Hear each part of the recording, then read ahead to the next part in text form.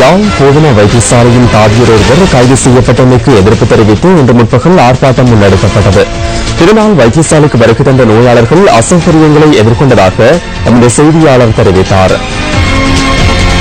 யாழ் போதனா வைத்தியசாலையில் அனுமதிக்கப்பட்டிருந்த நோயாளர் ஒருவரை பார்வையிடுவதற்காக அவரது உறவினர் ஒருவர் சென்றுள்ளார். இதன்போது குறித்த நபருக்கும் வைத்தியசாலையின் தாதி ஒருவருக்கும் இடையே வாய்த்தர்க்கம் ஏற்பட்டுள்ளது. இதனையடுத்து நோயாளரை பார்வையிட வந்த நபர் போலீஸ் நிலையத்தில் மேற்கொண்ட முறைப்பாட்டிற்கு அமையவே யாழ் போதனா வைத்தியசாலையின் தாதி கைது செய்யப்பட்டார். இந்த சம்பவத்தை கண்டித்தும் கைது செய்யப்பட்ட தாதிக்கு நீதி கோரியும் யாழ் போதனா வைத்தியசாலையின் தாதியர் இன்று ஆர்ப்பாட்டம் நடத்தினர். தாதியர்களுக்கு உரிய வகையில் பாதுகாப்பு வழங்கப்படுவதில்லை எனவும் வைத்தியசாலைக்கு போலீஸ் பாதுகாப்பு வழங்கப்பட வேண்டும் எனவும் ஆர்ப்பாட்டத்தில் ஈடுபட்டவர்கள் தெரிவித்தனர்.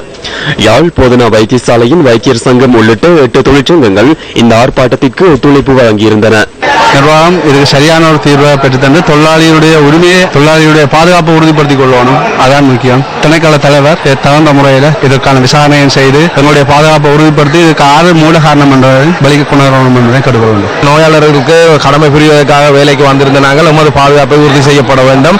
இனிவரும் காலங்களில் இப்படியான சம்பவங்கள் நடக்கப்படக்கூடாது என்பதை நான் மனவருத்தத்துடன் அறிய தந்து கொண்டிருக்கின்றேன். இந்த ஆர்ப்பாட்டம் காரணமாக சிகிச்சைகளுக்காக வருகை தந்த நோயாளர்கள் பாரிய அசௌகரியங்களை எதிர்கொண்டதாகவும் வெளி நோயாளர் பிரிவு முற்றாக இயங்கவில்லை எனவும் எமது செய்தியாளர் குறிப்பிட்டார். எனினும் அவசர நோயாளர்களை பார்வையிடுவதற்காக வைத்தியர் ஒருவர் மாத்திரம் கடமையில் ஈடுபட்டிருந்தார். எவ்வாறாயினும் வைத்தியசாலையின் சேவைகள் தற்போது வழமை போன்று இடம்பெற்று வருவதாகவும் யாழ் போதனா வைத்தியசாலையின் பணிப்பாளர் த சத்தியமூர்த்தி குறிப்பிட்டார்.